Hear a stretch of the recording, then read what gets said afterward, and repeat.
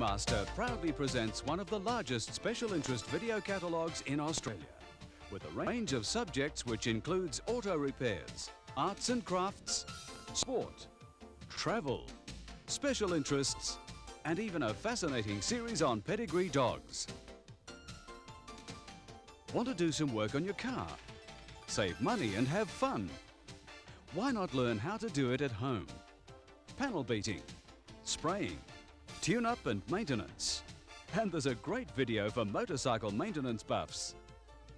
Do it yourself or know more about what others are doing. A great gift idea. Our Pedigree series provides information on a popular selection of pedigree dogs.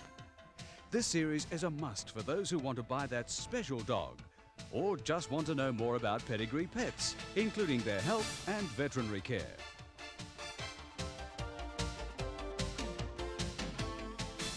Our large range of popular arts and crafts videos is a perfect way to sharpen skills or develop new interests.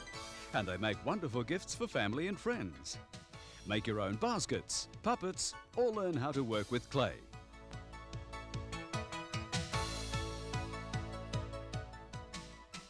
For the sports-minded, there's an excellent range of how-to videos on golf, tennis, bowling, water sports, team games like soccer and basketball, as well as an entertaining video on sports fishing. For those who are not so sporty but would still like to keep fit, you can get fun videos on home workouts for men and women and dancing to keep yourself fit. Movie Master also has many titles on all aspects of travel. We offer titles on over 50 travel destinations. So before you go, you can find out about climate, tourist attractions, special foods, and much, much more. So travel the world with us and enjoy the sights from the comfort of your own home.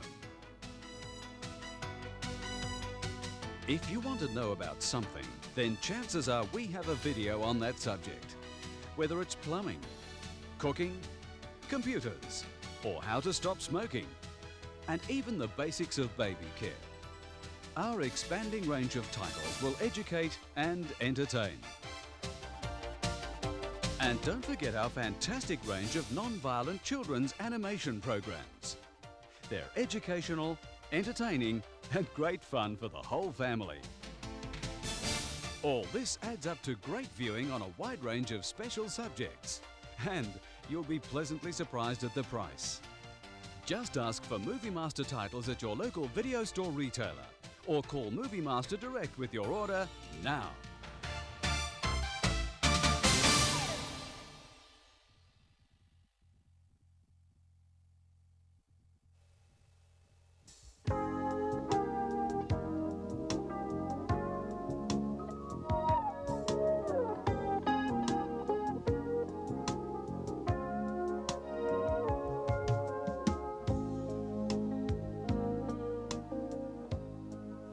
Hi, I'm Dr. Jeff Werber, and I would like to thank you for welcoming me into your home today to talk about your new Shitzu.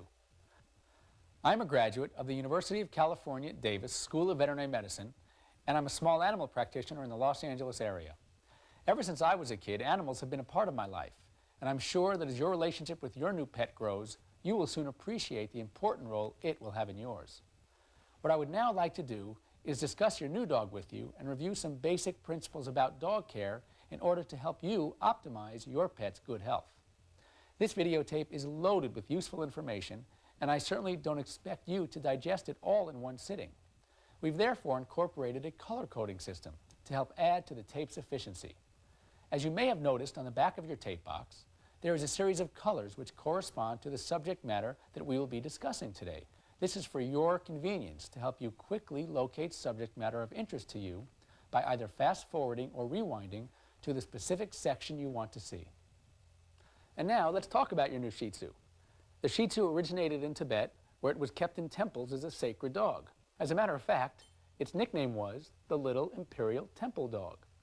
It first appeared in the United States in the late 1930s, but it wasn't until the 1960s that the breed gained a great deal of popularity. Whereas in 1969, there were about 2,800 Shitzus registered in the United States, This number has increased to almost 15,000 registered Shih Tzus in 1978 and is now one of the top 25 most popular breeds according to the AKC. It has a great personality, which explains its increase in popularity in this country. He is friendly, non-aggressive, and makes for a good companion for both children and other dogs. He loves to play games and will spend hours entertaining you with unbridled energy. They are known to make friends wherever they go and cherish the love and affection of people. The Shitzu has a very distinctive coat. It has a slight waviness to the hair and comes in a wide range of colors going from black, gray, white, and gold. He will make a good guard dog and is very protective towards property and humans.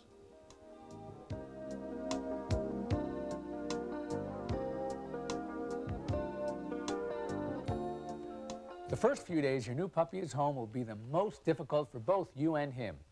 It is a shock for a puppy to suddenly not be around its littermates and mother anymore, so you want to make him feel as wanted as possible. Though you'd probably like to share your room with your new family member, and I bet he'd like it too, for housebreaking reasons it may be best to confine him to a smaller area, preferably on a linoleum or tiled floor like the kitchen or bathroom or service porch, or even in a crate. But we'll get more into housebreaking later. Some suggest providing your puppy with a bed, a chew toy, and even an alarm clock with a loud ticking noise, as this often has a soothing effect on him. Make sure the bed you select discourages chewing and is large and comfortable enough. By the way, be prepared for some crying those first few nights, especially if you keep the puppy in an area where he can't see you. Whatever you do, don't go to the puppy, pick him up, and give him hugs, because this will positively reinforce the crying, and he'll do it even more the next night. Be strong and ignore the whining. You'll be glad you did. Also, try not to pick your new puppy up and carry him around too much, as this will surely spoil him. And if yours is a large breed puppy, you'll be sorry you set the precedent when he's not so small anymore.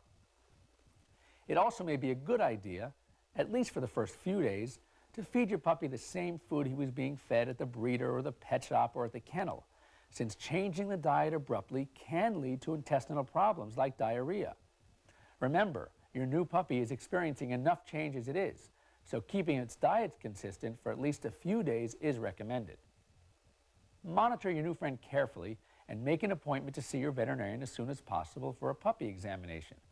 Be watching for things like vomiting, diarrhea, depression, lethargy, or anything that doesn't seem quite right.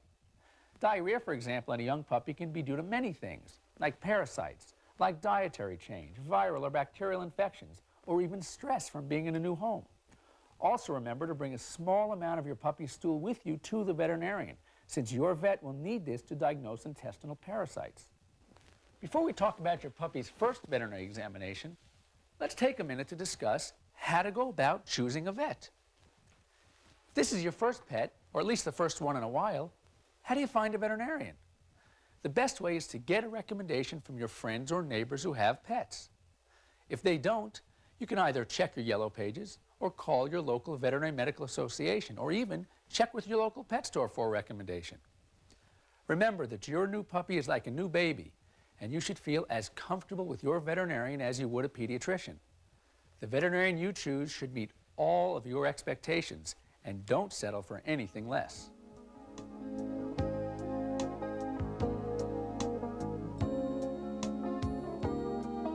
When bringing your puppy to your veterinarian, be prepared to answer a lot of questions. Since your puppy can't speak for himself, you will have to do the talking for him.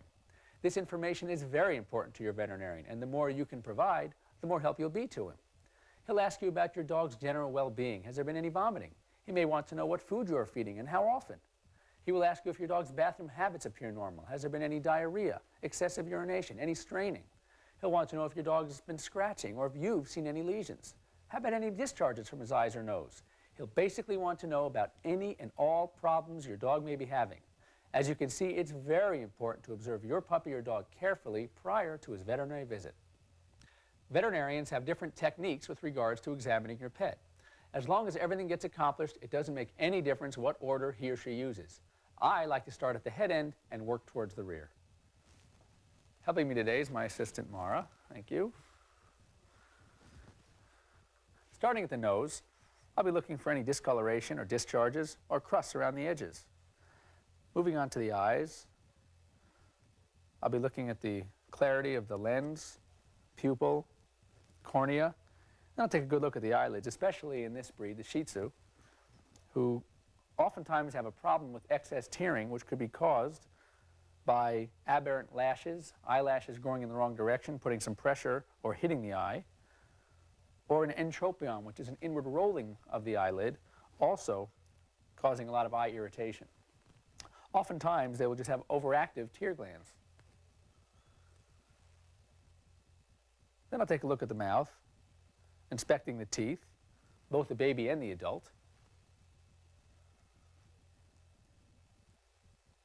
Depending on your puppy's age, he may have some baby and some adult teeth in the mouth at the same time. Normally, the first baby teeth to fall out are the incisors, or the front teeth. And this usually happens at about 3.5 to 4 months of age. Then by 5.5 to 6 months of age, all of your puppy's adult teeth should be in. You may sometimes notice your puppy has a baby and an adult tooth in the same socket. This is a problem called retained deciduous teeth, and is something which can lead to problems and therefore requires veterinary attention. While examining the mouth, I'll also look at the tonsils, up at the palate, and just check the bite.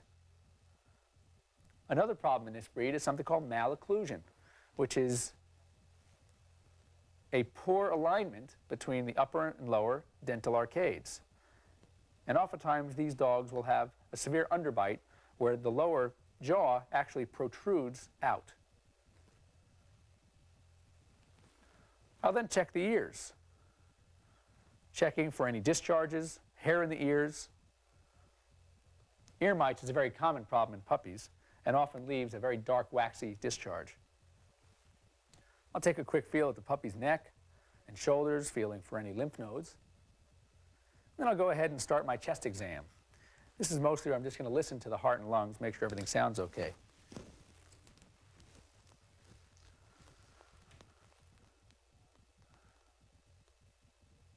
Listening to the heart, I'm checking for heart rate, rhythm, valve sounds. And then I'll just make sure the lung field is nice and clear. Then moving down to the abdomen, I'll listen for the gut sounds.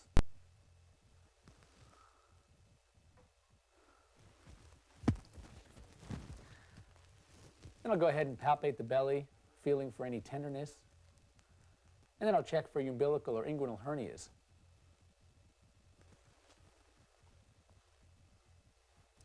Then I'll go ahead and check the skin,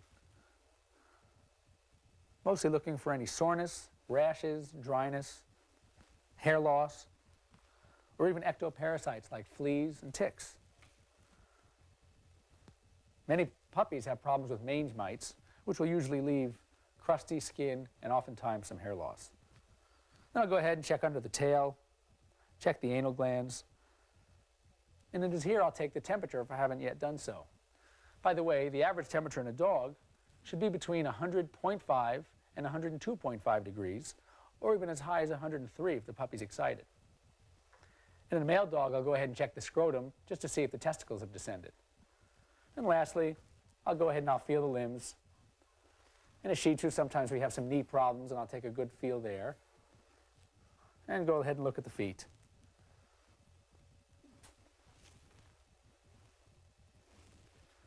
As you see, a basic puppy exam is just a good way that I can take a look at your puppy and examine him from head to toe.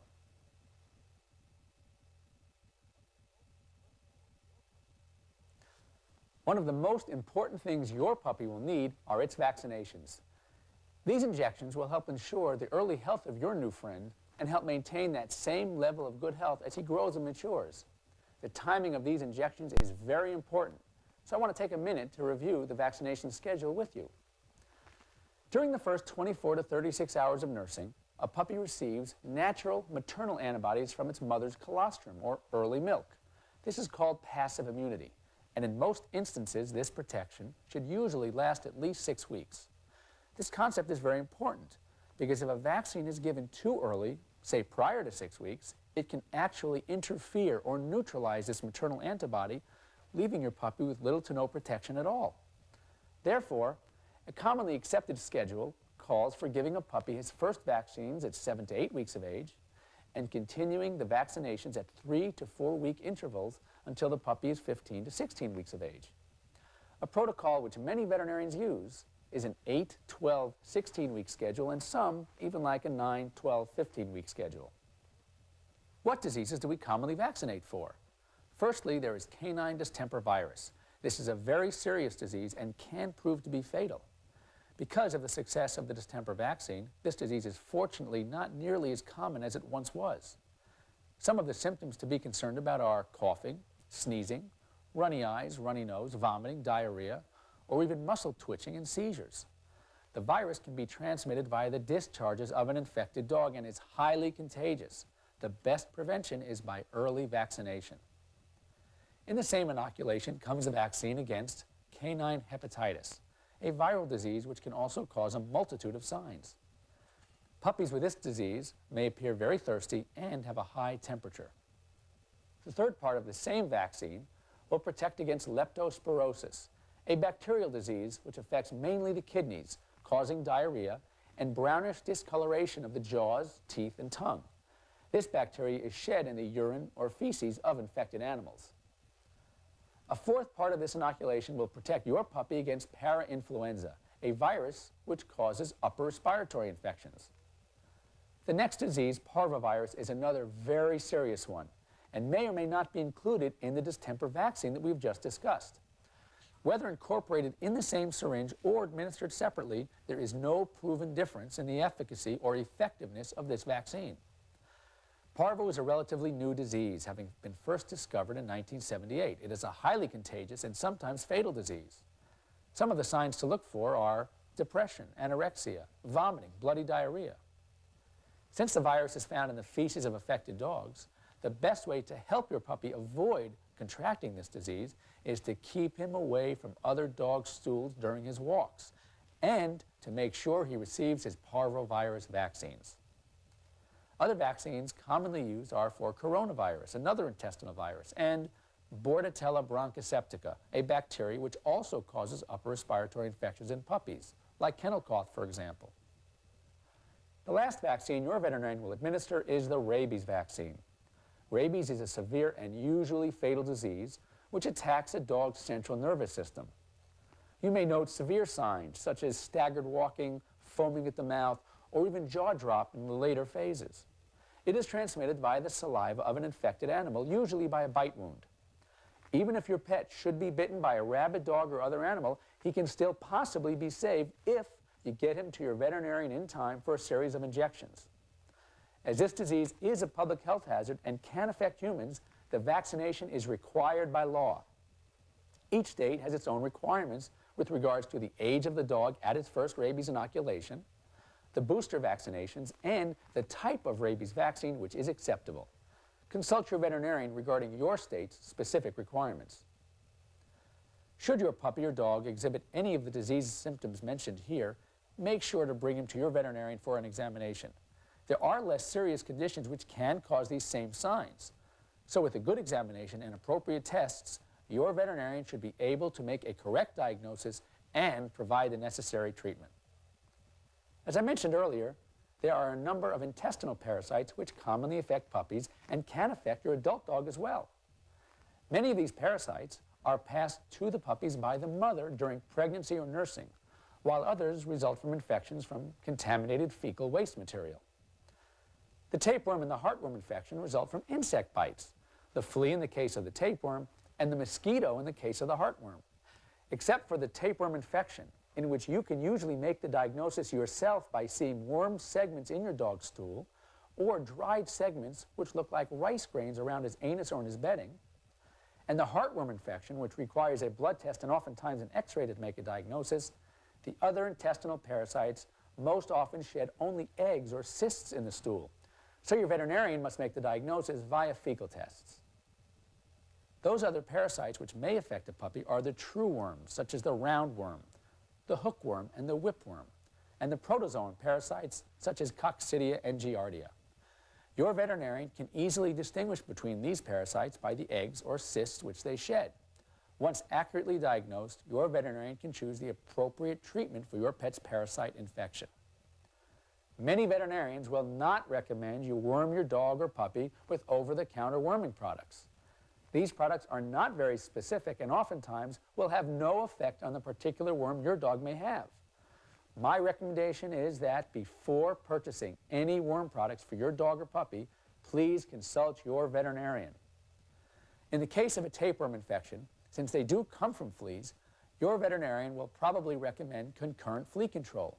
It doesn't pay to treat the tapeworms without also taking care of the culprits, those fleas.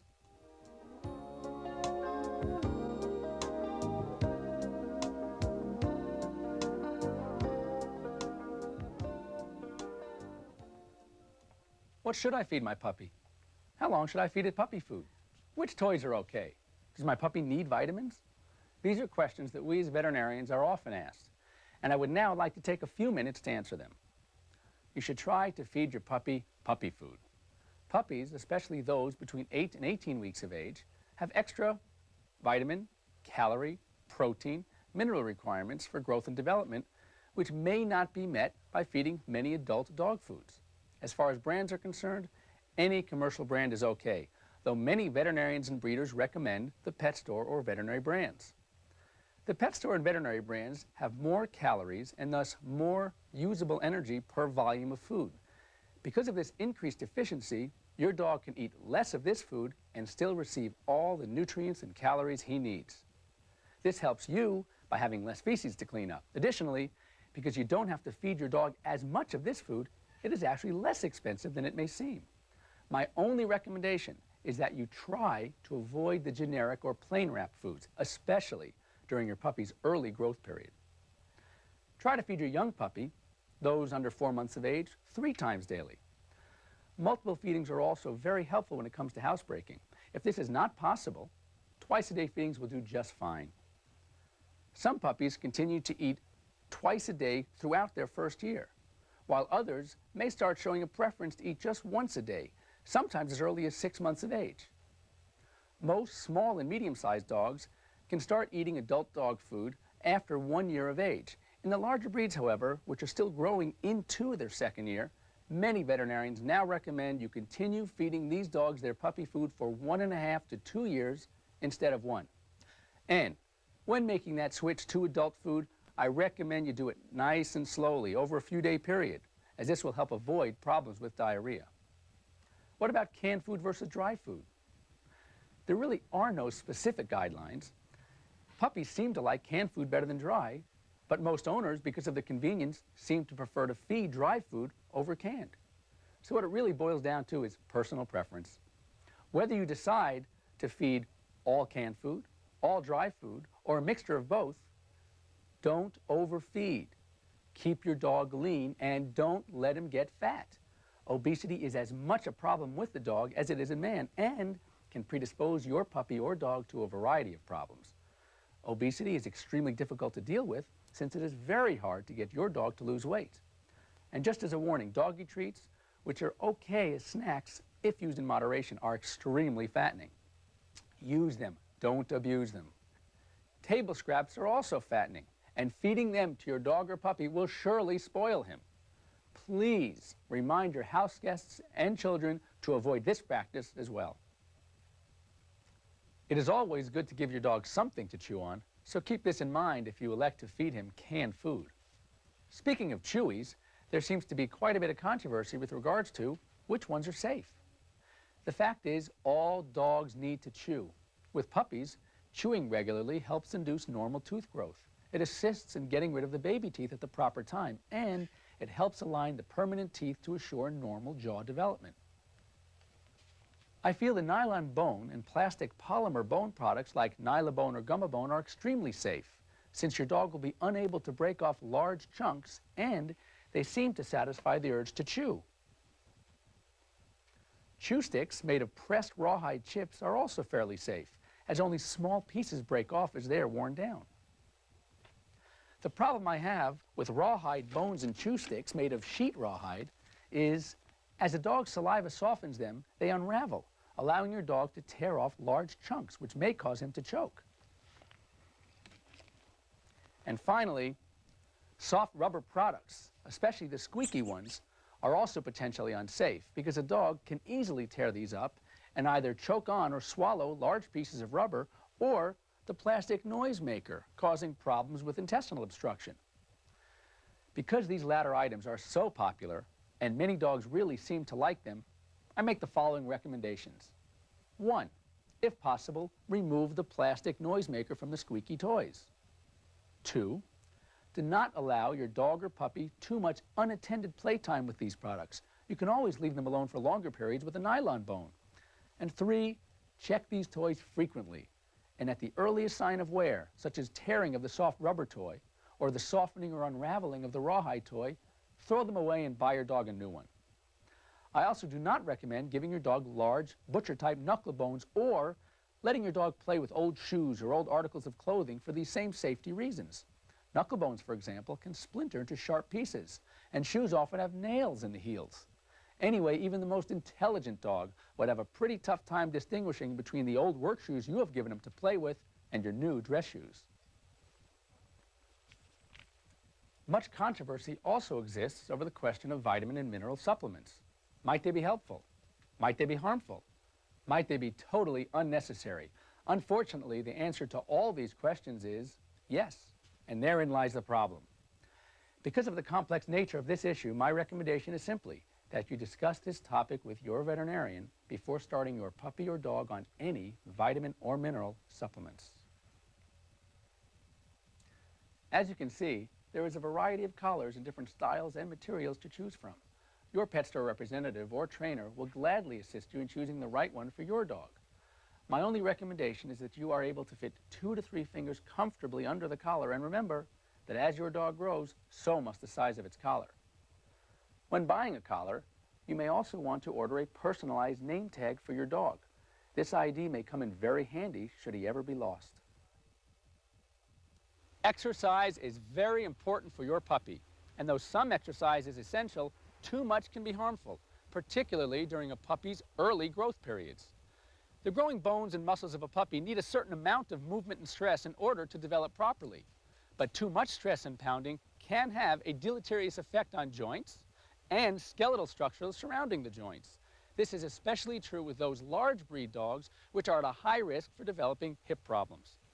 In addition to feeding these dogs puppy food for an extended length of time and avoiding supplements, especially calcium, it is also recommended that these dogs be allowed only moderate levels of exercise with no persistent pounding, such as they get while jogging on pavement or playing on other hard surfaces for extended periods of time until they are at least 2 years of age. What I would recommend is a good moderate exercise would be a 20-minute brisk walk, which by the way is good for you too, or taking your dog to the park and throwing a tennis ball or a frisbee around for 20 minutes. All in all, proper nutrition and exercise is essential throughout the life of your dog.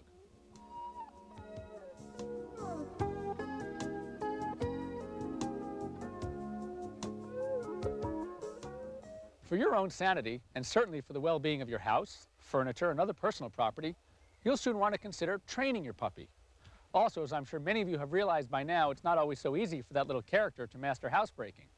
Here to assist me by talking to you about housebreaking and puppy training is Michael Chill, an animal behavior specialist and a professional dog trainer for over 12 years.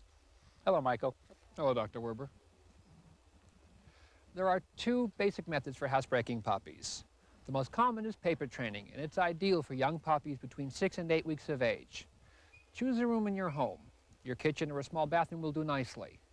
Lay papers over the entire floor and put your dog's bed, his food and water dishes, and a few chew toys inside. This room will serve as his living area, and you need to keep him here at night, while you're at work, and any other time when you cannot directly supervise him. Since there's paper covering the entire floor, obviously your puppy will use it to relieve himself. After a few short days, he'll begin to associate the smell of newspaper with the act of eliminating. Allow him out of his area, but only under your direct supervision. And since puppies eliminate quite frequently, return him to his area often, especially at key times, such as after he plays, when he wakes up from a nap, and after he eats or drinks. In a few days, your puppy will be running over to the paper on his own to relieve himself. At this point, you can begin to reduce the amount of paper you have covering his floored area. Some people stop right here. Toy breeds whose owners have long work hours are the usual candidates for full-time paper training. To housebreak from this stage, simply remove the paper from his area. Instead of taking him here during key times, take him outside to newspaper you've already placed. When he relieves himself outdoors, praise him and bring him back in. You'll need to repeat this several times throughout the day. For the first night or two, leave paper down just for security reasons. But after 2 or 3 days, you should find him staying clean throughout the entire evening. At this point, you can then begin to increase his living area to include adjacent rooms. Paper training itself takes usually 5 to 10 days for most puppies. Housebreaking from there depends on a couple of different factors, such as how diligent you are and the age of your puppy. If there are too many accidents, you're probably asking too much too soon.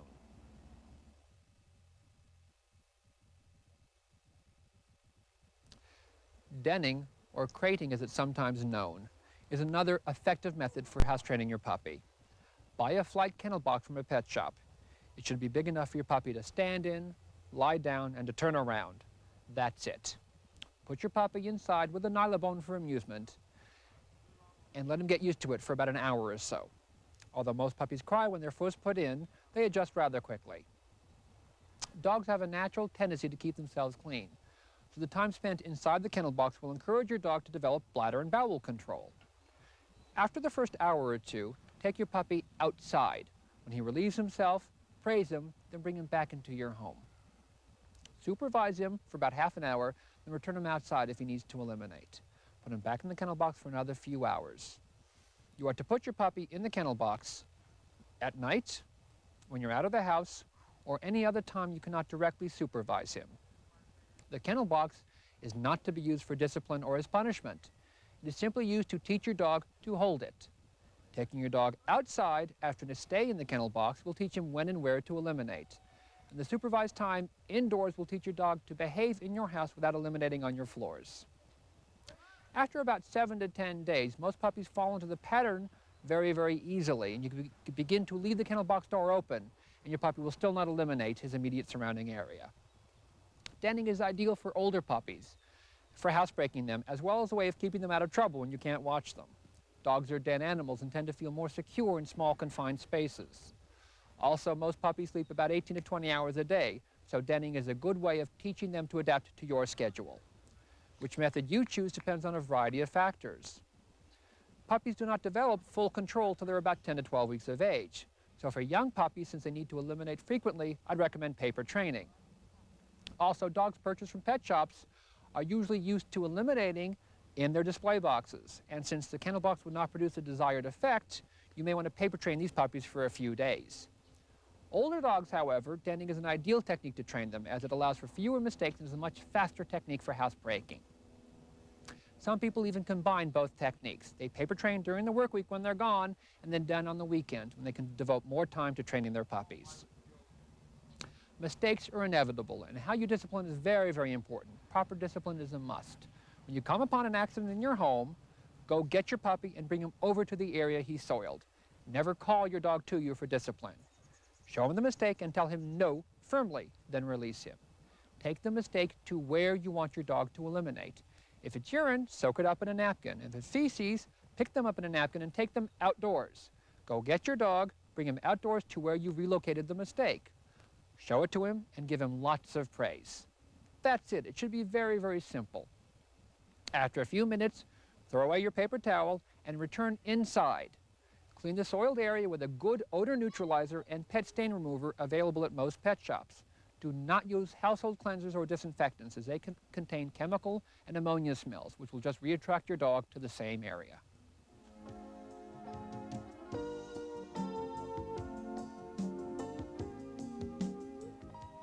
Training your puppy should start the moment you bring him home. Things like jumping and chewing may seem cute while he's young, but can actually become quite annoying or even dangerous as he gets older. Discourage this behavior now. When your puppy jumps on you, tell him no firmly. Then simply kneel down to his level to teach him to greet you while he's still on all fours. If you catch your puppy chewing on something he shouldn't, correct him with a good firm no. Wait a moment, then hand him a chew bone to teach him what he should be chewing instead. Keeping things out of his reach can help avoid problems before they start. Most veterinarians and pet shops sell products that actually discourage chewing. It would be a good idea to get some of this to treat things you can't keep out of his reach. buy your puppy a soft collar made of nylon or leather and take him for short, frequent walks on a leash. Bring him in public and teach him to behave and see things like other dogs, noise, people, and traffic. Exposure and socialization is very important at a young age.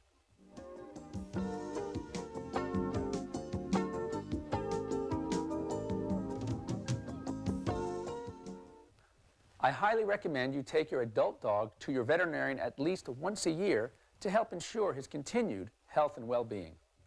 Firstly, the vaccination series, which your dog received as a puppy, now needs to be continued in the form of booster vaccines to reinforce his immunity against the various diseases we have previously discussed.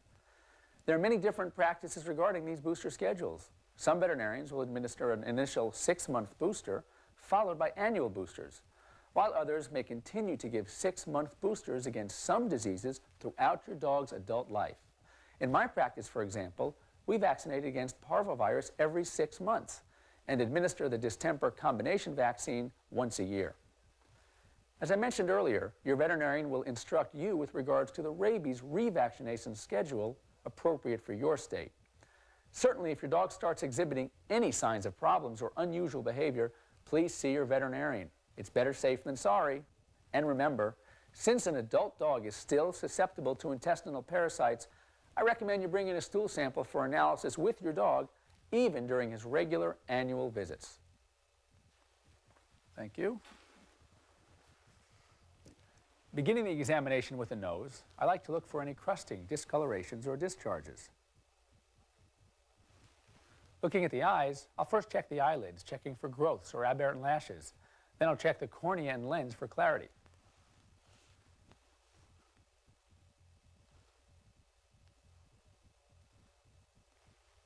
Many older dogs have a uniform clouding of the lens called nuclear sclerosis, which is a normal old age change and causes no problems. However, some older dogs may develop cataracts, which can cause vision impairment and is a condition which requires veterinary attention. Shitzus often have problems with epiphora, or an excess tearing, which could be caused by eyelid problems or plugged tear ducts and require veterinary attention. Overactive tear glands, another common cause, generally causes no discomfort and is simply an aesthetic problem. Additionally, because of their bulging eyes, Shitzus often have problems with corneal abrasions and ulcers. Then I'll examine the ears, looking for any discharges, hair growth, or masses within the canal or pinna.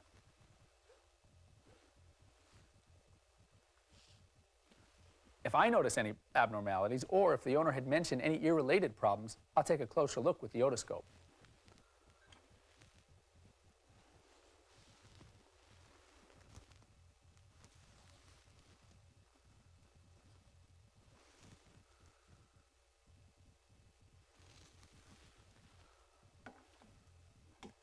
Checking the mouth, I'm looking for signs of dental or oral disease, such as broken teeth, exposed roots, gum recession, or gum tumors, and lastly, for the presence of tartar.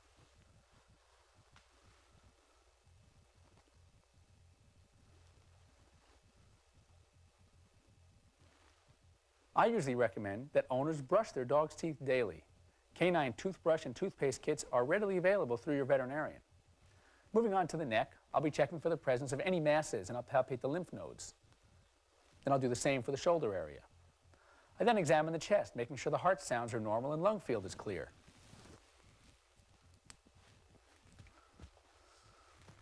Listening to the heart sounds, I'm checking the rate, rhythm, and the valve sounds.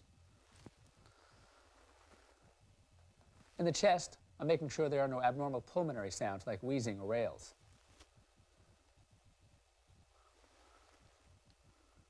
I'll then listen to the gut sounds, and then palpate the abdomen. Moving on to the skin, I'll check carefully for ectoparasites like fleas or ticks. Then I'll look for scabs, sores, scaling, or any areas of hair loss.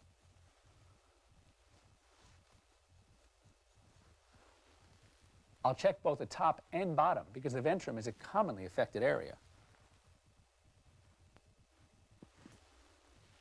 Skin disease is a common problem in Shitzus and can be due to flea allergy, food allergy, or even atopy, which is a pollen allergy. Then I'll check under the tail, examining the anal area, looking for any growths or abnormalities, and to see if the anal glands are full or impacted. In males, I'll palpate the scrotum, checking for testicular abnormalities, and I'll check the vulva in females. Lastly, I'll check the musculoskeletal system, palpating the limbs and joints, and I'll check the feet for burrs or foxtails.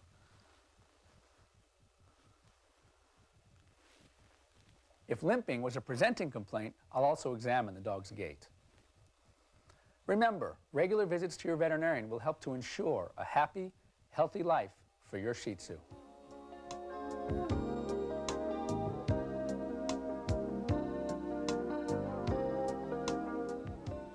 As an adult, your dog's nutritional requirements are different than when he was a puppy. Though there are some conditions under which an adult dog will need to be on a high plane of nutrition, such as pregnancy, lactation, or even high-stress working conditions. But under normal conditions, he actually needs less calories per pound body weight than he did as a growing puppy. Therefore, as I mentioned previously, you should switch to an adult dog food at about 1 year of age for smaller and medium-sized dogs, and 1.5 to 2 years for larger breed dogs. The recommendations I made earlier regarding your puppy's food still hold true now that your puppy has grown up. Since the pet store or veterinary brands are so highly calorie and nutrient efficient, they are most commonly recommended for your adult dog's needs. Also, because of their high efficiency, you can get away with feeding less of this food, which is easier on your pocketbook, and your dog will leave less of a mess for you to clean up. However, there are many other brands commercially available which are acceptable. Once again, I recommend that you try to avoid the generic or plain wrap foods. As your adult dog ages or develops any medical problems, he may require a special diet. Fortunately, many pet food companies have developed foods to meet these special needs, and your veterinarian will be happy to discuss these diets with you should the need arise. The need to chew, as evidenced in the puppy, continues throughout the dog's adult life. This chewing is good for teeth cleaning, gum massage, and jaw exercise. It also provides an outlet for doggy stress and tension. As far as my recommendations are concerned, please refer to the discussion in the puppy section of this tape, as the suggestions I made for your puppy still apply for your adult dog as well. Does your adult dog need vitamins? Again, this is such a controversial issue, and every dog's needs are different. I recommend you consult with your veterinarian regarding your own dog's specific requirements. As with your puppy, exercise is extremely important for your adult dog. It provides cardiovascular benefits, it helps maintain good muscle tone, and it helps prevent obesity, which is even more difficult to control in an adult dog than it is in a puppy. You should try to avoid running your dog on hard surfaces for extended periods of time, but should it be necessary to do so, work him up to it gradually and check the pads of his feet frequently for signs of wear. Moderate forms of exercise, such as brisk walks or playing frisbee or ball at the park, are also ideal for your adult dog. Geriatric dogs may have skeletal problems like arthritis or other partially debilitating conditions, so please ask your veterinarian about an appropriate exercise plan for these more fragile friends. Now that your dog is hopefully housebroken and is leaving your furniture intact and house in one piece, what do you do now? Basic obedience training, that's what you do. And here to talk to you about basic obedience training is, once again, Michael Chill, our behavior specialist and dog trainer. Hi, Mike. Hello again. Formal obedience training should start when your puppy is about 4 to 5 months old. This is the age when your puppy's attention span is beginning to increase, and he is developing an improved ability to remember things. Basic obedience training for the house pets consists of the training commands of heel, sit, stay, down, and come, and should include the concept commands of no and okay. These training commands specifically address many of the problems experienced by most pet owners, such as jumping, leash pulling, and bolting through doorways. At the same time, training makes your dog more manageable and gives you control to handle behavioral problems such as barking, digging, or chewing. You should also gain skills to address specific temperament problems such as excessive aggression or shyness. Tools for obedience training include a 6-foot training lead, a choke chain, and a 15-foot lunge line. Treats should never be used for training. Your dog should respond because you want them to, not because they're looking for a bribe. Most good training programs include discipline with lots of positive reinforcement. Discipline should be firm, yet not severe or abusive. Never hit, kick, or knee your dog. Positive reinforcement and praise is vital in creating a happy dog who wants to behave. Methods vary from trainer to trainer, yet most utilize the principles of behavioral conditioning and modification, in addition to training the dog and educating you, the owner. Programs for basic obedience training include in-home private training courses, group lessons, and kennel and board training programs. The most effective program is in-home private training, where a trainer comes to you and trains both you and your dog in your home where most problems occur. The cost of private training can be well worth the investment. Group lessons, often held in city parks, are a fine, low-cost alternative to private training. For some breeds of dogs that are typically more aggressive or shy, group lessons can be preferred as they afford an ideal opportunity for exposure and socialization. Kennel and board training programs is the most expensive way to train your pet and should only be considered for severe problems or for advanced guard or protection work. Check the credentials of your trainer before you enroll in any particular program. Ask lots of questions as to the methods employed, especially those that pertain to your individual problems. Remember, your participation is vital to the success of your program, and whether or not your dog gets trained is really up to you.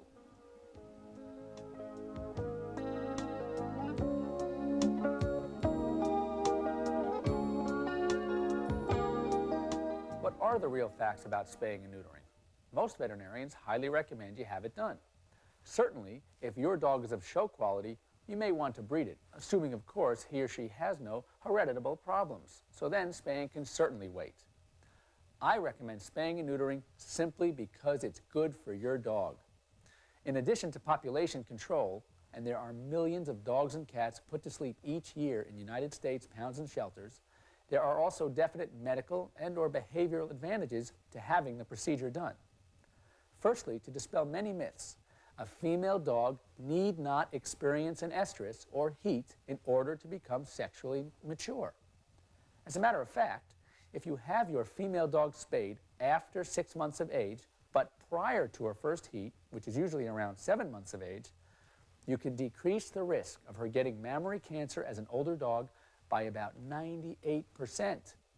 If she has her first heat and you spay her prior to her second, the risk reduction decreases to 80 to 85%, which is still pretty good. If, however, she is spayed after her second heat or after a litter, the surgery will provide no mammary cancer risk reduction. To help you better understand this, mammary cancer in female dogs is roughly 10 times more prevalent than it is in women. Still, if you have an older female who has already had 2 heats, there are other advantages to spaying, such as the prevention of ovarian or uterine cancers, ovarian cysts, metritis, and pyometra, which is a serious uterine infection. Since the treatment of choice for these conditions is spaying, by doing it before these problems arise, you'll be practicing good preventative medicine. As far as the males are concerned, there isn't the same urgency associated with early neutering for medical reasons as there is for early spaying. However, there are some distinct behavioral advantages to early neutering, and I therefore usually recommend that any male dog 6 months of age or older that will not or cannot be used for breeding be neutered. If you have a breeding male dog, I recommend he be neutered once he's no longer being used for breeding anymore, or at least by the age of 6 to 7 years. Neutered male dogs are less apt to roam or to break through every gate, door, or window, possibly looking for a female dog in heat. It is interesting to note that most dogs found dead on the highways are non-neutered male dogs. Neutered males will also be less aggressive to other male dogs, especially in the presence of a female dog. It will not, however, affect their aggressive territorial or watchdog behavior, nor will it affect their general nature and personality. On the medical side, neutering will help prevent prostatitis, prostate cancer, testicular disease, and also perianal adenomas, which are very painful glandular tissue growths around the anus. The successful management of many of these problems is neutering. So why wait until you have to neuter your dog? Why not do it now as an elective procedure? You'll both be better off. Finally, to dispel another popular myth about spaying and neutering, these procedures will not leave your dog fat and lazy. By neutering or spaying your dog, it will become less sexually active. Because of decreased sexual activity, your dog may experience an overall decrease in activity. For example, your male dog won't be running around constantly looking for a possible escape route out of your house or yard. You may need to compensate for this decreased activity by either cutting back his food or spending a little more exercise time with him. One last advantage, a spayed or neutered dog will make a better house pet.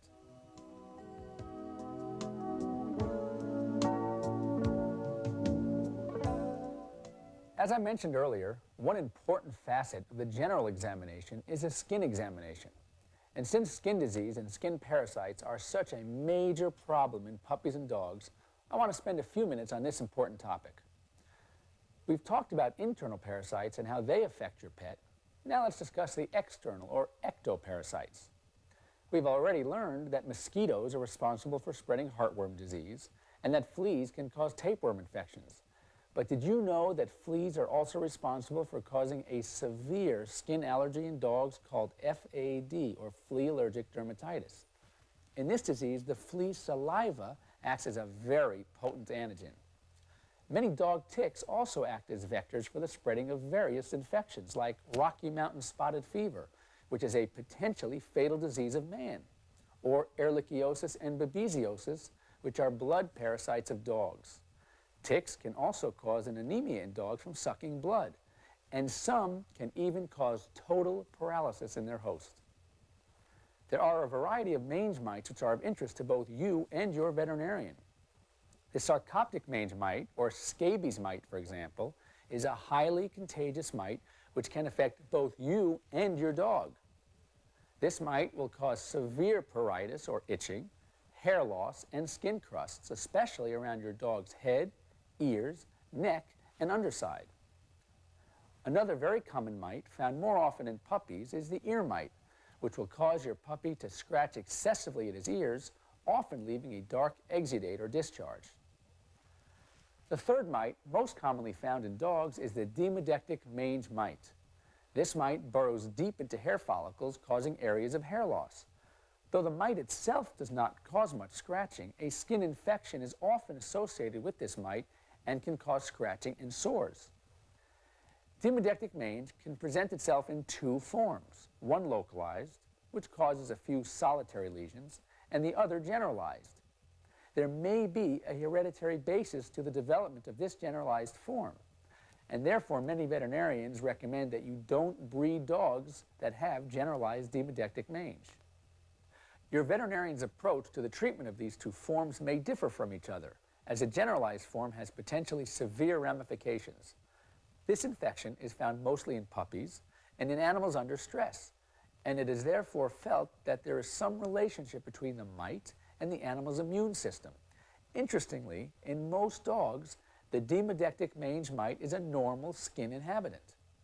One last skin infection, sometimes seen in puppies and dogs, especially those exposed to cats, is ringworm.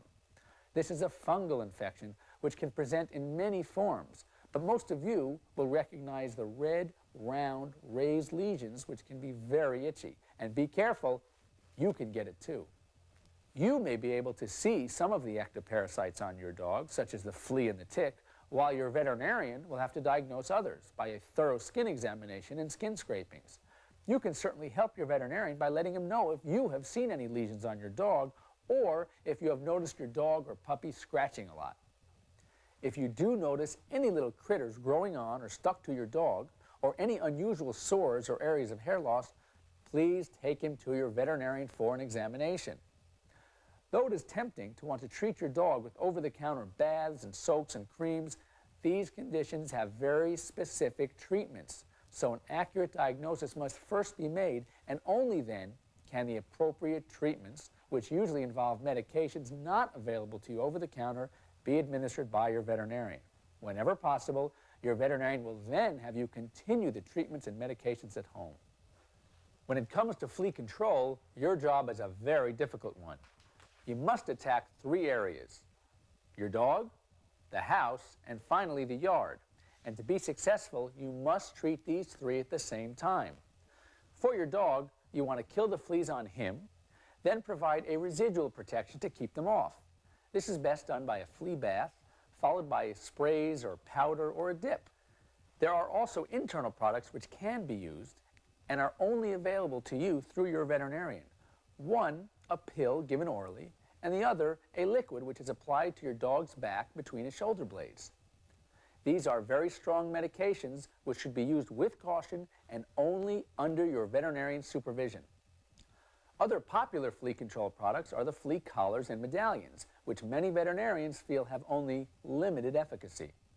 Organic remedies such as yeast and vitamin B1 tablets work, in theory, through the eccrine sweat glands. While we have these glands over much of our bodies, dogs only have them on the pads of their feet and the tips of their nose. Consequently, yeast and B1 might help keep the fleas off of you, but are relatively ineffective for your dog. I will say, however, that you shouldn't argue with success. And if you've been using these and they seem to be working, by all means, please continue. As far as home treatment, you have the option of a professional exterminator or using foggers or premise sprays, which are available through your veterinarian or pet store.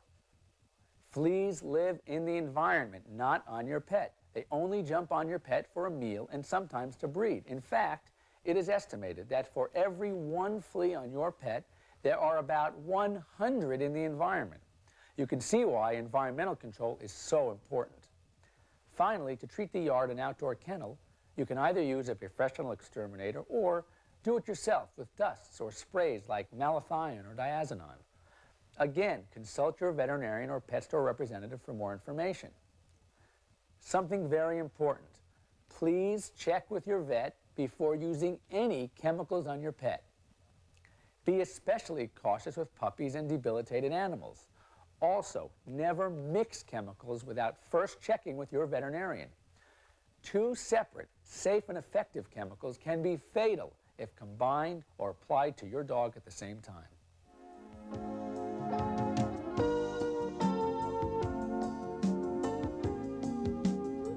As I've just discussed, the treatment for many ectoparasites and skin diseases requires baths or dips.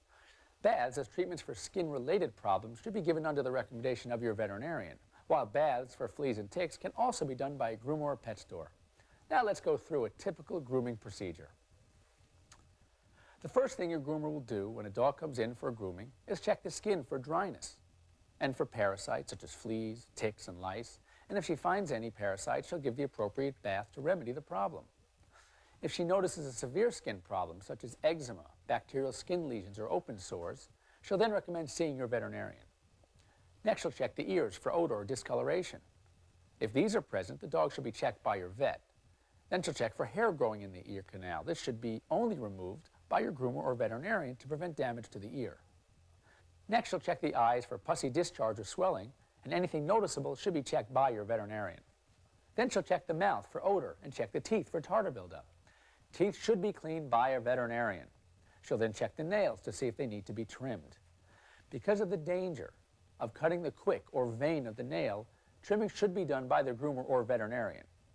While checking the nails, she'll also check between the toes for the presence of any burrs or foxtails. These should be removed carefully. Foxtails can cause abscesses, and these will need to be treated by your veterinarian. Before bathing, the dog should be thoroughly brushed, and beginning at the feet, the hair separated and brushed layer by layer so the brush goes through the coat without resistance. After brushing, a comb is run through the coat, checking for tangles. If there are any, the groomer will stop and rebrush the tangled area until the mat is removed. After the dog is brushed, she'll proceed to bathe him. Wetting the dog from the feet up, shampoo is applied to the tail and head area first, being certain to avoid the eyes. Then she'll proceed to lather the rest of the body, making sure the shampoo reaches the skin. After allowing the shampoo to remain on the dog for about 5 minutes, she'll begin her thorough rinse. She may repeat the rinse 2 or 3 times because any remaining soap could cause irritation to the dog's skin.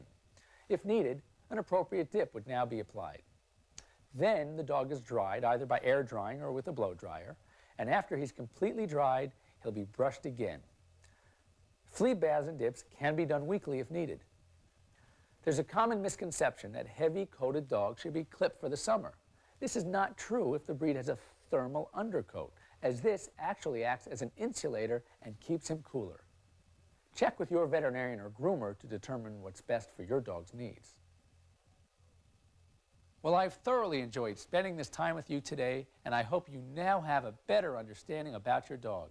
I'm sure he will bring many years of fun and pleasure into your home. Whenever you need clarification about a question or problem that you may have, review the appropriate section of this tape by using the color coding method as I described earlier.